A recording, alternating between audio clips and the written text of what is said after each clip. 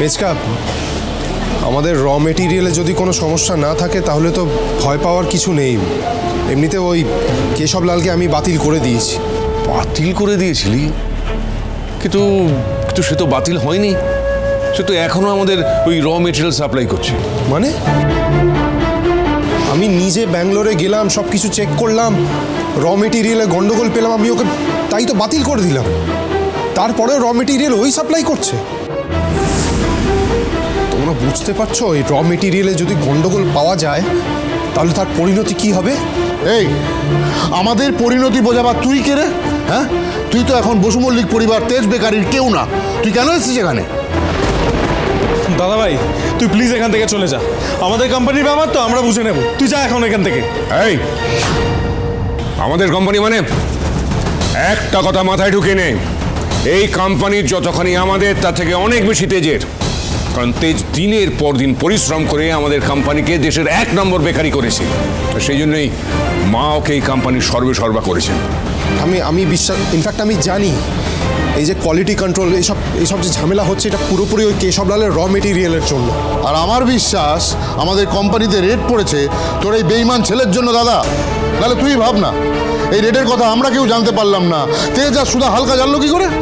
এমন নয় তো মা তোকে সম্পত্তি থেকে বিজনেস থেকে বঞ্চিত করেছে বলে তুই এসব করাচ্ছিস? মেচকা, সব কি বলছেন আপনি?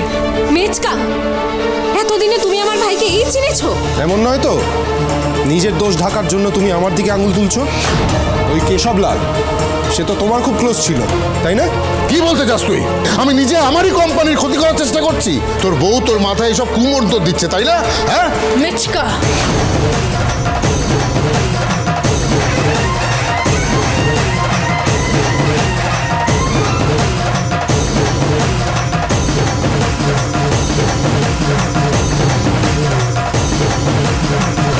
উনি বড়দের সম্মান করেন, তার মানে এই নয় যে বড়রা কোনো ভুল করলে উনি চুপচাপ মুখ বুঝে সব কিছু মেনে নেবেন।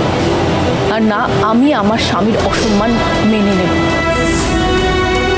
আজ আমরা এখানে এসেছিলাম বসু মল্লিক পরিবারের পাশে দাঁড়াতে, কিন্তু মিস্টার বসু মল্লিক, এখানে আপনার কোনো প্রয়োজন নেই।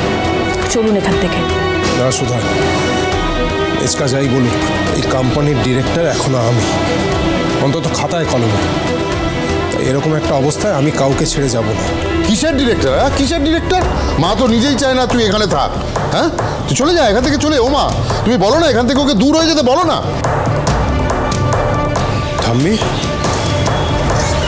তুমি কি সত্যি চাও আমি চলে যাই?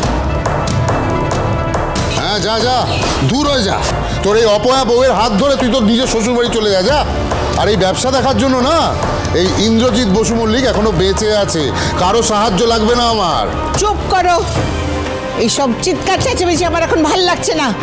যে থাকতে চায় না তাকে যেতে দাও।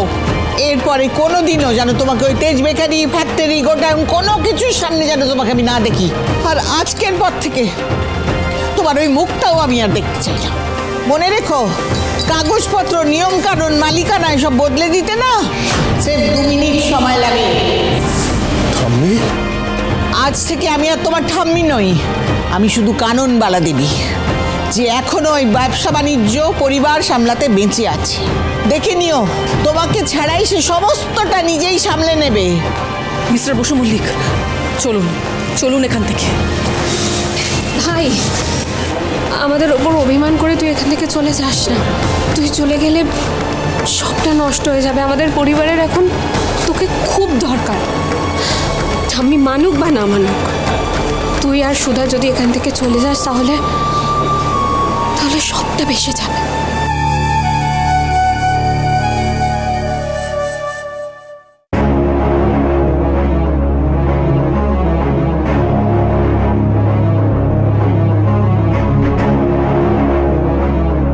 স্যার, তেজ বেকারির কোয়ালিটি টেস্টের রিপোর্ট কি বেরোলো প্লিজ আমাদেরকে বলুন। বলুন।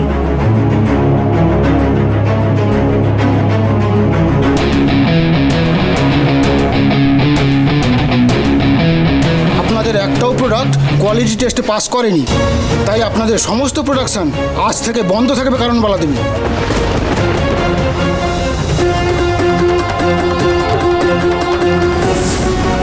আপনাদের আপনাদের র মেটেরিয়ালসের মান খুবই নিম্নমানের, স্বাস্থ্যের পক্ষে ক্ষতিকারক।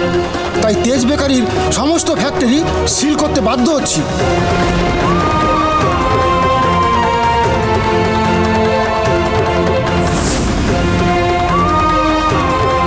না না না না, এটা অসম্ভব, এটা হতে পারে না।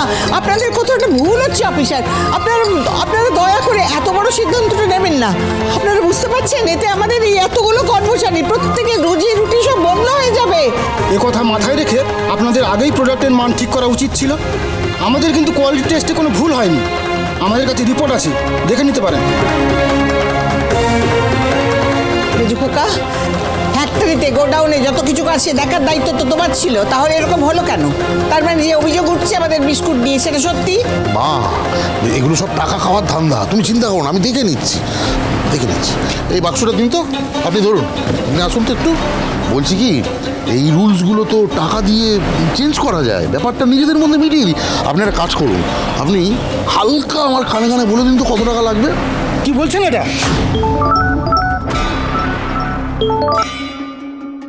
Yes sir. হোয়াট? আমি এক্ষুনি অ্যাকশন নিচ্ছি। টাকা দিয়ে আর নিজেদের বাঁচাতে পারবেন না অফিসার, এক্ষুনি তেজ বেকারিতে নোটিশ লাগান, আজ থেকে তেজ বেকারি বন্ধ।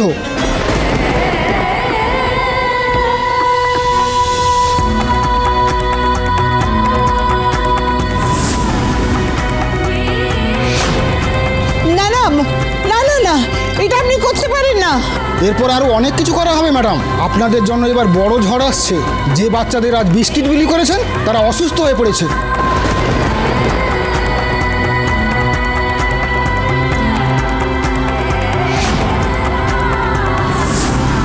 তাদের হসপিটালাইজ করা হয়েছে। পরীক্ষা করে ওই বিস্কিটে যদি বিষক্রিয়ার কোনো প্রমাণ পাওয়া যায় তাহলে কিন্তু আপনাদের হাজতবাস করতে হবে। কি?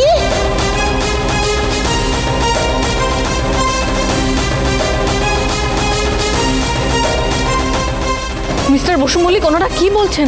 অনাথ আশ্রমের বাচ্চারা বিস্কিট খেয়ে অসুস্থ হয়ে পড়েছে।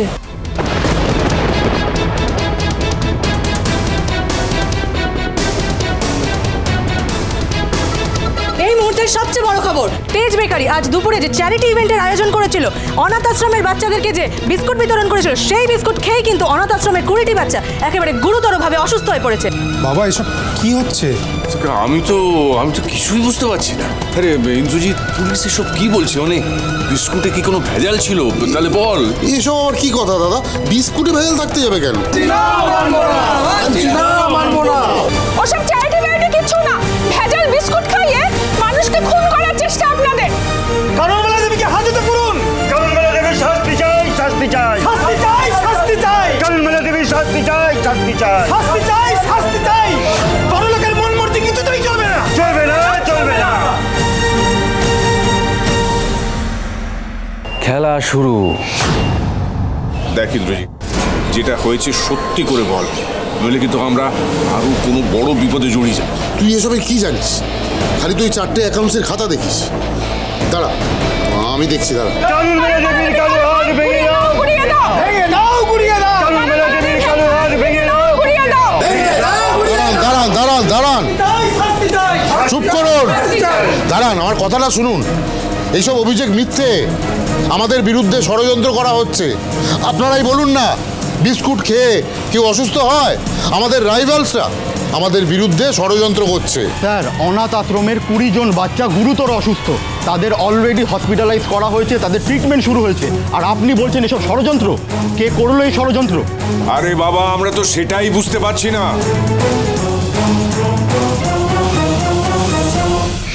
যে ছেলেটাকে বসু মল্লিক পরিবার ঘাড় ধাক্কা দিয়ে বাড়ি থেকে বের করে দিয়েছিল, সে আবার ফিরে এসছে। আর এইবার সে ঝড় তুলবে।